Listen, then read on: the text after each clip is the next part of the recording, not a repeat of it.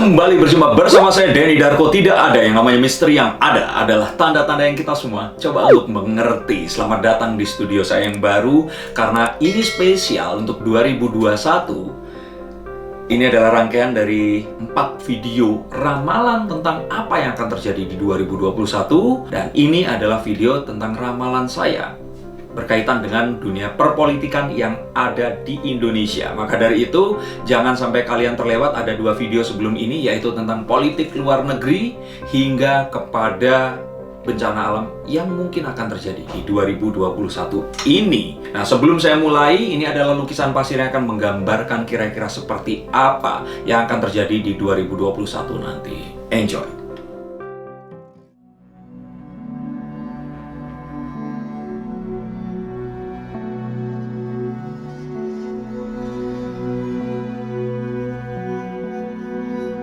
Mulai munculnya batang hidung sang satrio piningit untuk tahun depan nanti.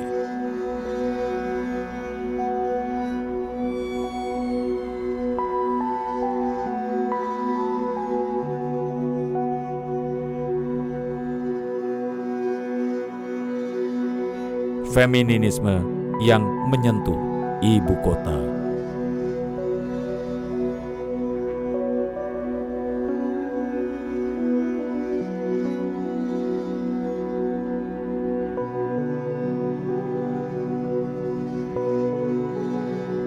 Barat dan timur yang berjumpa di selatan dan menggetarkan banyak jiwa.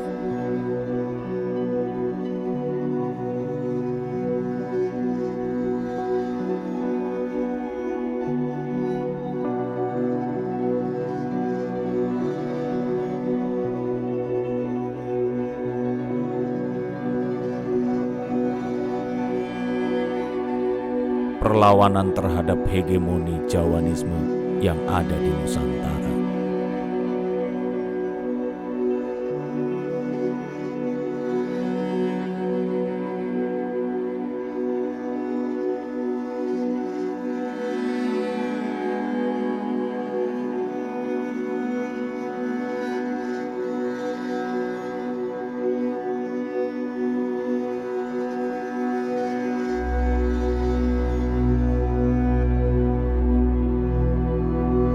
Kocok ulang punggawa negara dan reposisi para pemimpin. Menyatunya aspirasi menjadi 3 kutub besar seperti beberapa dekade yang silam.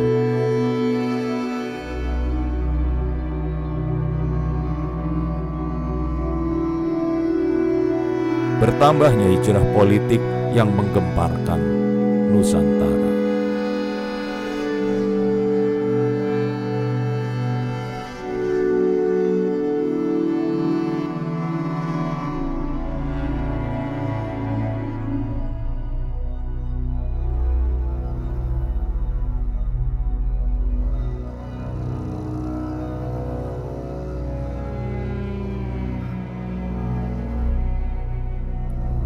Terjadinya penangkapan yang merubah segalanya.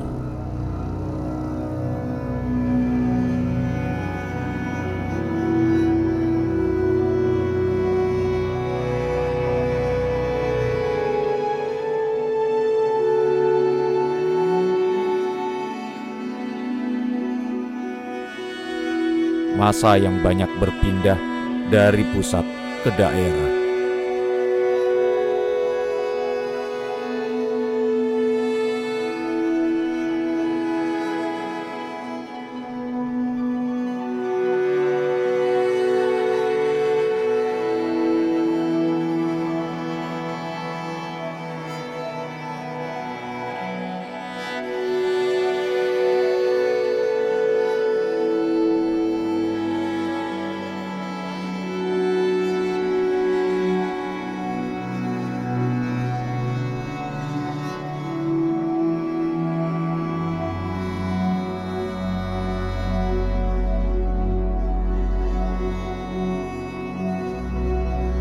Polarisasi yang semakin memuncak.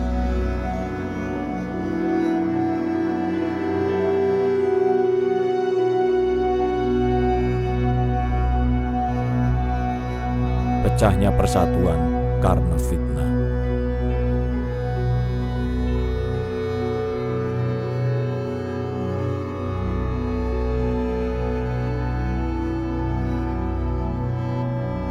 Putus asa yang meledak menjadi kebencian.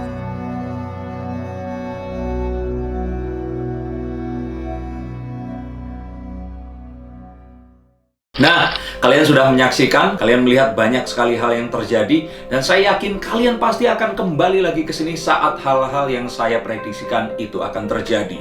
Nah, sesuatu yang menggemparkan tahun lalu adalah kembalinya Habib Rizik ke Indonesia. Bahkan saat dia kembali, terjadinya penangkapannya juga sudah saya prediksikan, hingga sesuatu yang menggemparkan yang ternyata itu adalah dibubarkannya Front Pembela Islam. Ini merupakan kaitan yang benar-benar mengagetkan, dan 2021 menyimpan kejutannya tersendiri. Sebelum saya mulai, silakan subscribe, like, dan nyalakan tombol loncengnya, karena ini adalah perjalanan yang akan agak sedikit lama karena ada 11 kartu. Untuk kalian semua yang kalian mungkin perlu tahu dan harus tahu, karena nasib kita semua tergantung bagaimana negeri ini nanti akan berjalan dan menuju kemana, maka nikmatilah, ini adalah ramalan 2021 nanti. Ramalan ini akan saya buka tentang bagaimana 2024 nanti akan terjadi perang di antara banyak sekali calon presiden untuk memperebutkan kursi yang akan ada. Karena petahana sudah tidak akan mungkin diperbolehkan nyalon lagi. Pak Jokowi sudah 2 periode, dan siapa yang kira-kira akan menjadi presiden Indonesia nanti? Nah, di 2021 ini sepertinya semua calon yang ada di daerah akan mulai ditarik ke Jakarta. Bahkan tidak lama lagi, Satrio Piningit ini pun akan juga kembali ke Jakarta. Ini adalah seseorang yang memang akan ditarik, dan dia akan di-grooming untuk menjadi the next president of Indonesia pada tahun 2024 nanti. Nah, mungkin kalian sudah tahu melihat beberapa video yang lain, tetapi kuncinya di sini adalah dia adalah seseorang dari suku Jawa. Bukan militer.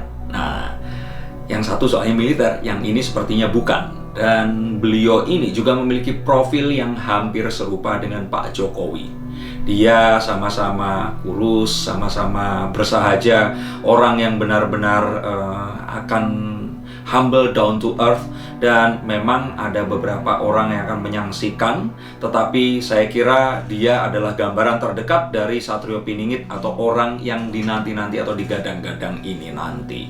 Apakah kalian sependapat atau tidak? Tuliskan komentar kalian di bawah ini. Tidak ada endorse politik di sini, saya tidak dibayar oleh siapapun, dan ini bisa dipastikan. Tetapi ramalan saya jarang meleset, dan di 2021 nanti beliau akan mulai dipromosikan. Jika ternyata sebelumnya masih soft selling, ini akan mulai hard sell. Dan kita akan lihat bagaimana kepiawaiannya untuk menggalang dukungan. Dan ya, kalau 2021 ke 2024 bukan awal sih, memang harus dimulai dari sejak dini. Nah, yang disasar ini adalah pemilih awal, sehingga nanti seperti kita ketahui, yang akan menjadi sasaran dari mereka ini atau timnya adalah orang-orang seumur kalian semua yang di bawah 20 tahun atau di bawah, mungkin bahkan di bawah 17 tahun. Sasaran akan dimulai dari umur 14 tahun, karena by the time nanti kalian akan bisa memilih, dan pilihan pertama akan pilihan yang lebih gampang dibandingkan harus merubah mindset politik seseorang. Ya, akan kita lihat, dan saya juga akan melihat sesuatu yang lebih luar biasa nanti akan terjadi di kemudian hari nanti.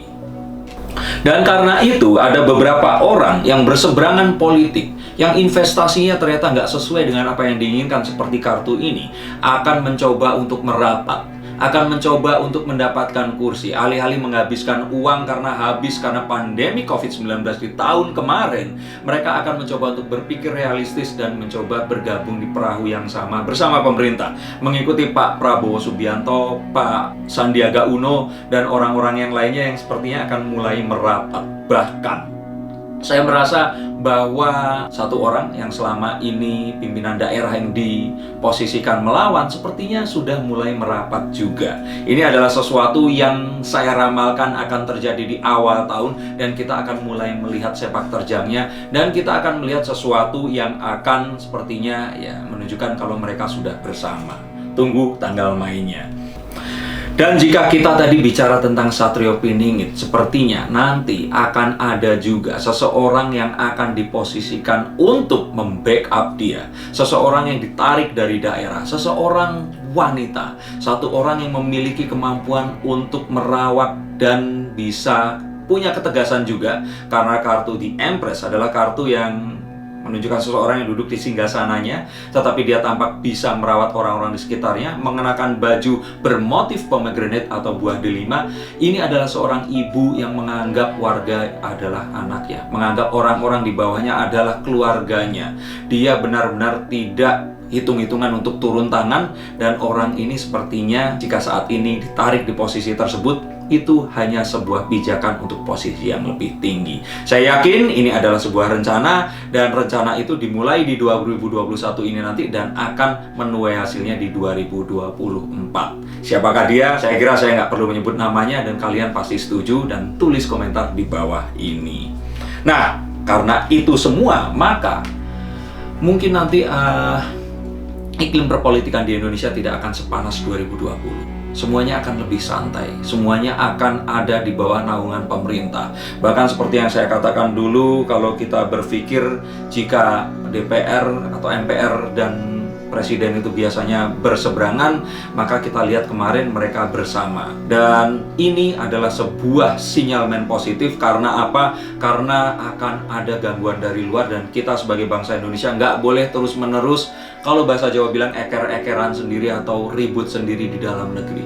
Ini adalah saatnya kita membangun negeri. Regardless of siapapun dan apapun pilihan kita, mereka adalah pemimpin yang sah. Kita jaga dan awasi, dan kita semua akan menjadi bagian dari majunya bangsa ini untuk menjadi bangsa yang lebih baik daripada sebelumnya. Hey, oh ya, banyak yang nanya pada saya, apakah Denny Darko ini cuma bacain artis doang, atau orang biasa kayak kalian pun bisa saya baca kartu tarotnya? Nah, saya jawab ya bisa dong, karena kalian kan sama-sama manusia. Manusia pasti punya perasaan penasaran, dan jika kalian penasaran, jangan tunggu lama, silakan hubungi langsung. Ada yang mau ditanyakan monggo, ada yang mau dikonsultasikan silahkan, atau mau curhat saja. Tapi saya akan bacakan menurut kartu yang ada di depan saya untuk membaca tanda-tanda yang terbaik, agar kalian bisa terbebas dari kegalauan dan bisa melangkah, mendapatkan langkah yang tertepat untuk kehidupan kalian yang lebih baik. Saya tunggu teleponnya di nomor ini. Oke? Jangan di stop videonya, ini masih lanjut. Oke? Ini saya lanjutin ramalan yang berikutnya. Memang nantinya akan ada gangguan proksi dari luar negeri masuk ke dalam negeri. Beberapa organisasi akan dibiayai untuk melakukan sebuah gerakan melawan kredibilitas pemerintah, dan gerakan ini akan terjadi di banyak tempat, dan ini akan dibarengi oleh beberapa orang pengusaha yang tidak kebagian di kekuasaan, dan mereka akan mencoba untuk menggoyangkan pemerintahan ini dengan cara mereka. Saya lihat di sini adalah gambar seorang prajurit yang mencuri pedang, dan ini adalah pedang yang dibawa ke markas musuh untuk dipergunakan sebagai kepentingan pribadinya. Berbicara tentang prajurit, artinya ini bisa saja adalah mantan prajurit yang terus kemudian tertarik di politik dan berusaha untuk bisa mendapatkan pengaruh dan massa di sana. Nah, saya juga melihat adanya kocok ulang atau reshuffle kabinet. Akan ada beberapa hal yang disesuaikan lagi, akan ada orang yang digantikan, ada orang yang dipanggil, dan kita akan melihat bagaimana kepiawaian Pak Jokowi untuk berusaha meredam kekisruan yang ada, memutus rantai korupsi, dan mengeluarkan orang-orang yang tidak diperlukan dari pos mereka. Kita akan melihat ini semua akan dilakukan, dan jika kemarin adalah dealing politik ini mulai sedikit demi sedikit dihilangkan. Orang-orang yang pantas di posisinya akan mendapatkan tempat yang layak bersamanya. Nah, akan juga terjadi beberapa kekisruan. Kekisruan yang saya lihat di sini akan dilatar belakangi oleh golongan. Kita akan melihat kekisruan latar belakang tentara dan pengusaha atau non-militer. Akan ada juga kekisruhan antara orang-orang berlatar belakang politik dan orang-orang berlatar belakang teknokrat. Oke, for your info, politikus itu ya seperti Pak Ganjar Pranowo itu memang seorang politikus, Pak Jokowi itu politikus, tetapi orang-orang seperti Ridwan Kamil, Ibu Risma, saya pikir mereka ini sebenarnya adalah seorang teknokrat, seseorang yang memiliki latar belakang pendidikan yang kuat dan berusaha untuk menerapkan itu di bidang yang mereka saat ini tekuni. Dan saya pikir ini adalah sebuah hal yang akan terjadi, satu hal yang wajar, bahkan akan terjadi juga usaha untuk melawan dan menantang hegemoni suku Jawa. Karena saya lihat di sini, saya bukan rasis di sini karena saya sendiri orang Jawa, karena memang selama ibu kota negara ini ada di Pulau Jawa, maka hegemoni itu mau tidak mau pasti akan terjadi. Dan tantangan ini akan datang dari timur. Saudagar-saudagar timur ini akan datang mencoba untuk menantang hegemoni ini. Karena kalau kalian mungkin notice, sebenarnya orang-orang seperti tentara, pengacara itu terbelah antara orang-orang yang dari Jawa dan non-Jawa. Dan kita akan lihat ini semua terjadi. Dan nggak perlu takut, ini bukan sesuatu seperti peperangan dan sebagainya, hanya mereka ini bersaing secara sehat untuk mendapatkan pengaruh yang lebih kuat. Ini akan terjadi dan akan semakin meruncing di 2021 ini nanti. Nah, dari tadi ngomongin politik, terus kita masyarakat akan seperti apa? Saya lihat akan ada the Six of Swords, akan ada hijrah. Kalau dulu ada urbanisasi, maka sekarang mungkin ruralisasi. Betul nggak ya? Jadi perpindahan orang-orang dari kota menuju ke daerah. Ini karena apa? Karena di kota tuntutan akan lebih susah. Dengan naiknya dari 4G menuju 5G, internet dan semuanya, kita bekerja juga harus WFH dan sebagainya. Maka artinya kita harus menyesuaikan ini. Nah, saya lihat ada beberapa teman-teman yang tadinya tinggal di Jakarta mulai hijrah ke kota kelahiran mereka, bekerja dari sana. Atau hijrah di kota-kota yang lebih tenang seperti Yogyakarta dan Bandung, atau bahkan mereka hijrah ke Bali, Labuan Bajo, dan sebagainya. Dengan internet yang kuat, mereka akan menjadi seorang digital nomad. Mereka bisa mengerjakan apapun dari jauh, dan ini akan terjadi dengan sangat cepat. Anak-anak yang dulu berpikir untuk menjadi seorang yang sukses seperti saya harus datang ke Jakarta, maka mereka akan bisa menjadi seseorang hanya dengan tinggal di daerah. Nah, ini menjadi satu hal positif dan semoga ini akan menggiring terjadinya lagi pembangunan yang lebih merata dan Indonesia akan lebih benar-benar sejahtera daripada sebelumnya. Dengan itu semua terjadi, maka akan menjadi satu mungkin ini konstelasi politiknya akan benar-benar seperti Orde Baru dulu. Saat Orba kita akan melihat ada partai Golkar, ada partai PDI dan partai P3 atau partai Islam. Dan di sini tiga partai besar ini tadi akan menjadi rumah untuk partai-partai yang lain. Dan kita juga akan melihat bagaimana ini semua akan terpolarisasi menuju ke situ, tapi dengan arti yang positif. Partai yang banyak akan hanya menimbulkan kekisruhan, tetapi jika ternyata ini semua memang menuju ke sana, semoga demokrasi memang ditegakkan. Nah, artinya nanti apapun itu akan terkelompok menjadi 3 kelompok. Sama seperti pengkastaan dulu di kerajaan-kerajaan di mana ada kasta bangsawan, kasta ksatria, kasta pendeta itu, dan kasta sudra atau rakyat. Nah, saya pikir di sini akan ada juga pengarahan menuju ke sana berdasarkan arah politik, berdasarkan apakah kekentalan massa yang berasal dari pesantren atau agama, atau massa yang memang berasal dari partai seperti Golkar yang merupakan partai pemerintah, atau partai seperti PDI Perjuangan yang merupakan gabungan partai-partai yang membentuk satu gerakan nasionalis tersendiri.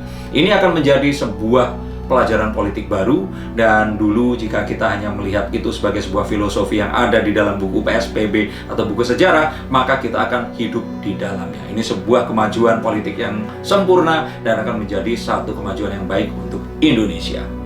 Penangkapan-penangkapan oleh KPK akan terjadi. Banyak kasus-kasus lama akan dibuka, banyak mulut yang akan menyanyi, dan ini akan membuat semuanya menjadi tergamblang nyata.